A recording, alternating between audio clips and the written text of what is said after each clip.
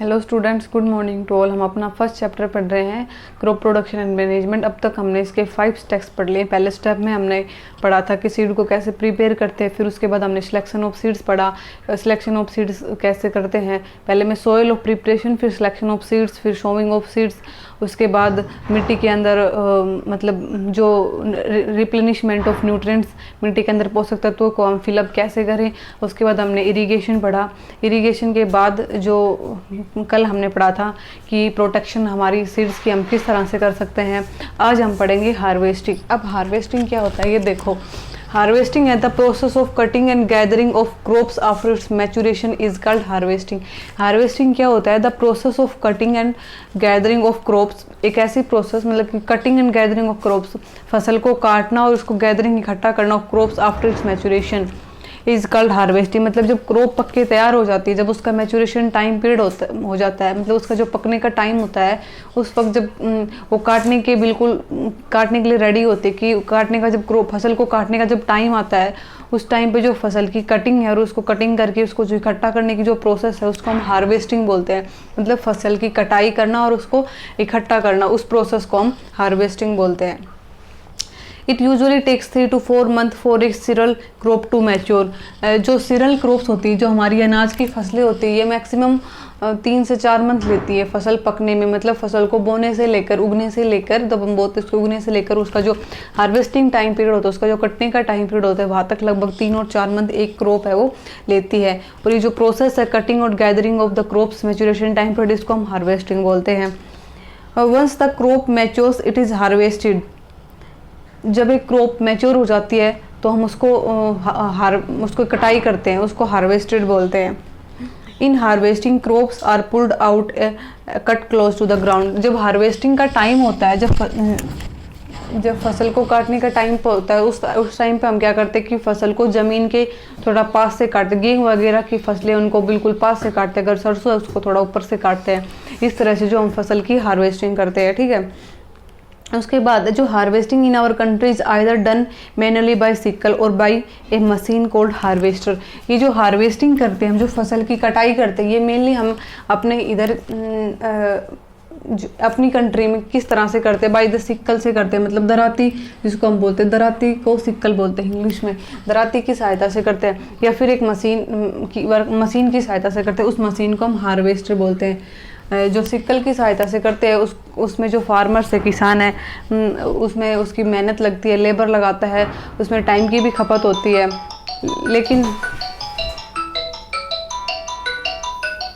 लेकिन अगर हम मशीन की सहायता से करें,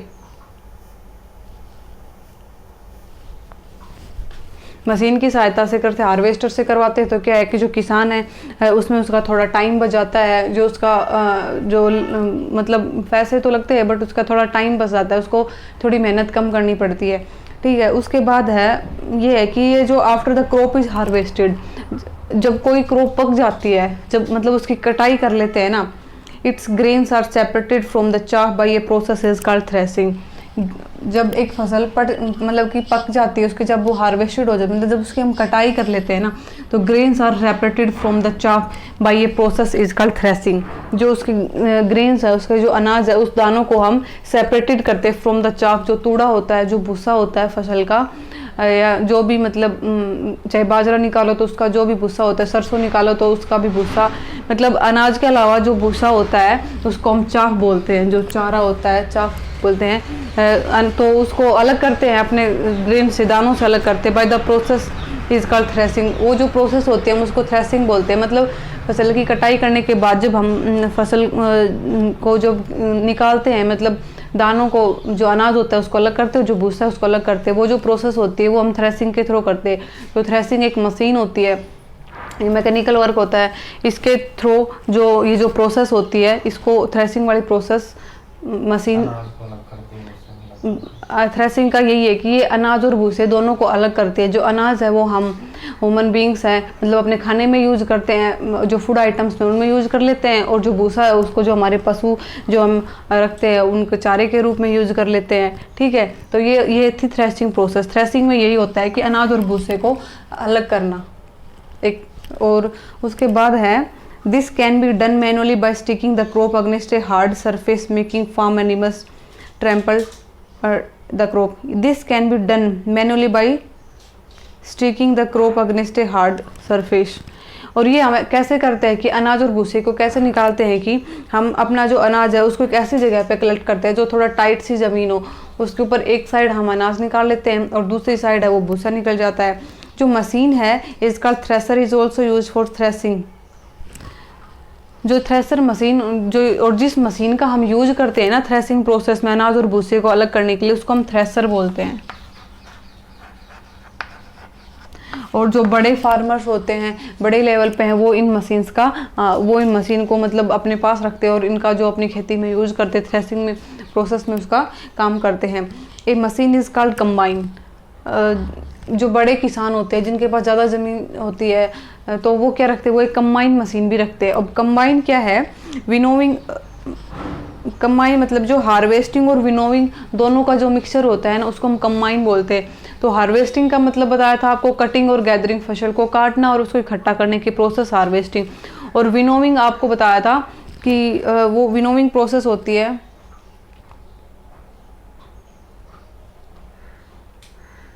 विनोविंग मतलब जो ये भूसा होता है हमारा और जो अनाज होता है इसको आपस में जो एक दूसरे से अलग करने की जो प्रोसेस है हम उसको विनोविंग बोलते हैं। तो ये जो दोनों काम एक ही साथ हो जाए ना, वो जिस मशीन से होते हैं उसको हम कंबाइन मशीन बोलते हैं। A machine is called combine, मतलब a machine is called thresher, is also use for threshing in large farms. A machine is called combine is used. A combine machine performs a dual job. जो ये combine machine होती है ना, ये dual job perform करती है, दो तरह के काम जो है वो एक साथ करती है। As a harvester for harvesting and thresher for threshing. तो ये एक तरफ तो हार्वेस्टर का काम करती है, फसल को काटने का और इकट्ठा करने का, और दूसरी तरफ थ्रेसिंग का भी काम करती है।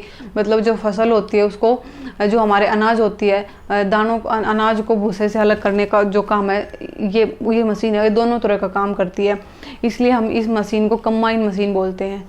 ठीक है, जो कंबाइन मशीन होती है वो ये जो हार्वेस्टिंग और थ्रेसिंग जो प्रोसेस है इन दोनों को एक साथ, इन दोनों को करती है, तो उसको क्या बोलते हैं, उसको कंबाइन बोलते हैं। The grain separated by the above method need to be winnowed. Winnowing help in the separation of grains from the husk. Winnowing process क्या होती है, help in the separating of husk, मतलब जो भूसा होता है ना, जो उसको अलग करना अनाज से, उस प्रोसेस को हम विनोविंग बोलते हैं। ये आप अपनी बुक के अंदर भी देख सकते हो कि a farmer separating husk from wheat grains by winnowing. पहले के टाइम में जब लोग करते थे छाछ वगैरह का, छाछ लेके और उसका इस्तेमाल करते थे, जो गेहूँ दाने अनाज होता था उनको बरसाते थे, तो क्या होता था कि जब हवा चलती थी, हवा के डायरेक्शन क्या गौर करते थे कि जो हवा चले उस तरफ जो भूसा है वो उड़ के चला जाता था, जो अनाज हमारे पास बचता था वो नीचे ज़मीन के ऊपर जहाँ डालना चाहिए वही इकट्ठा हो जाता था। ठीक है, तो ये जो प्रोसेस उसको विनोविंग बोलते हैं। This process help in the separation of grains from husk. और ये जो प्रोसेस होती है विनोविंग,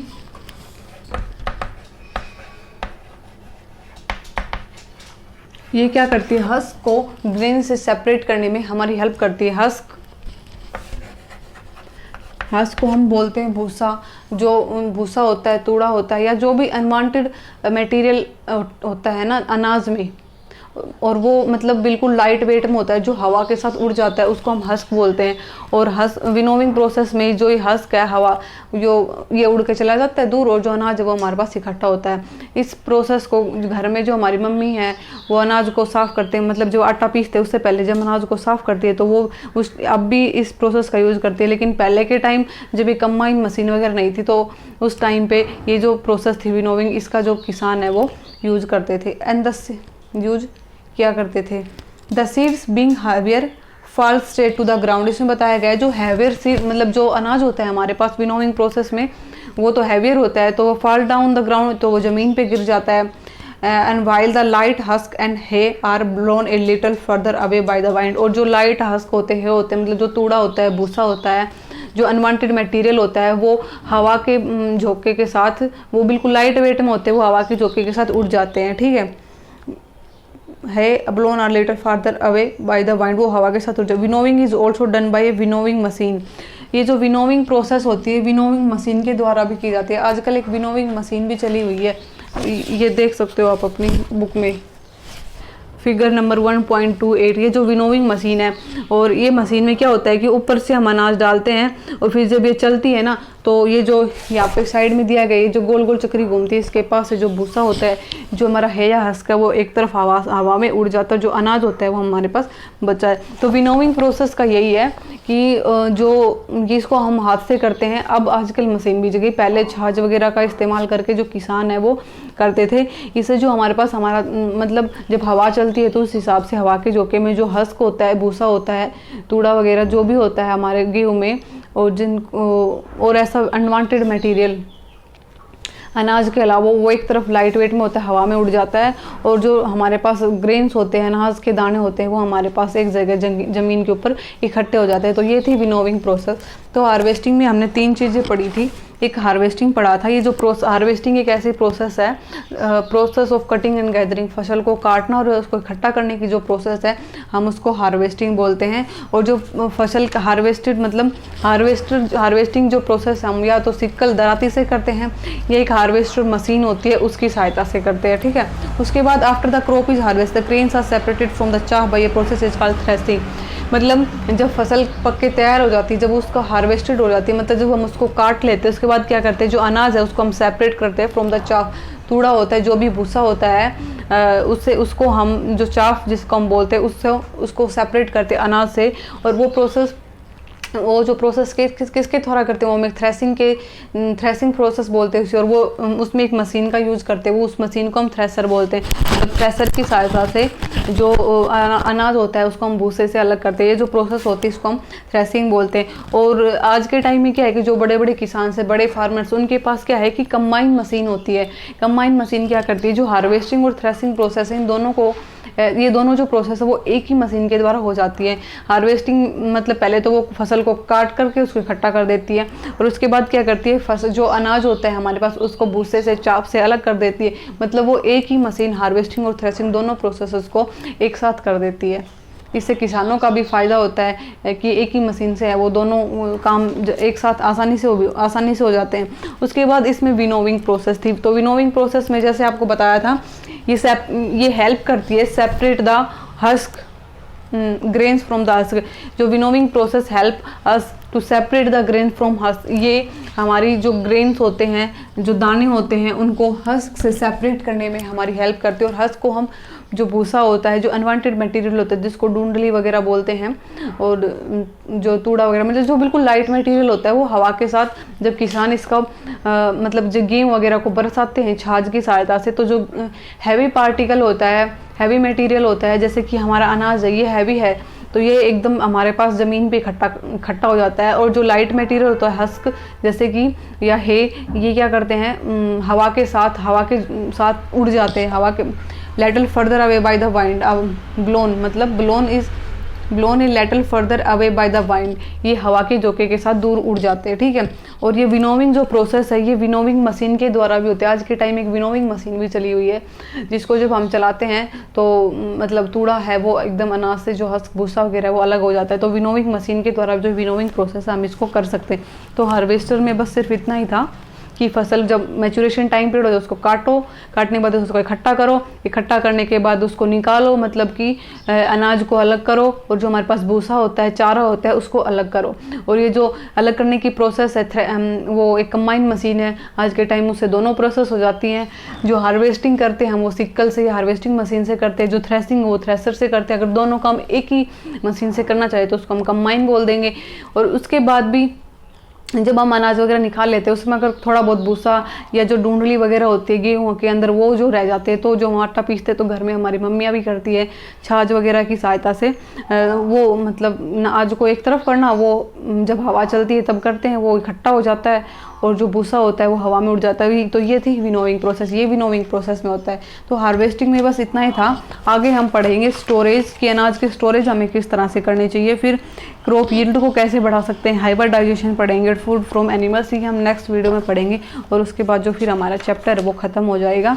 और जो नेक्स्ट चैप्टर है वो माइक्रो ऑर्गेनिजम्स फ्रेंड एंड फो है। तो आज बस सिर्फ हम इतना ही पढ़ेंगे। Thank you.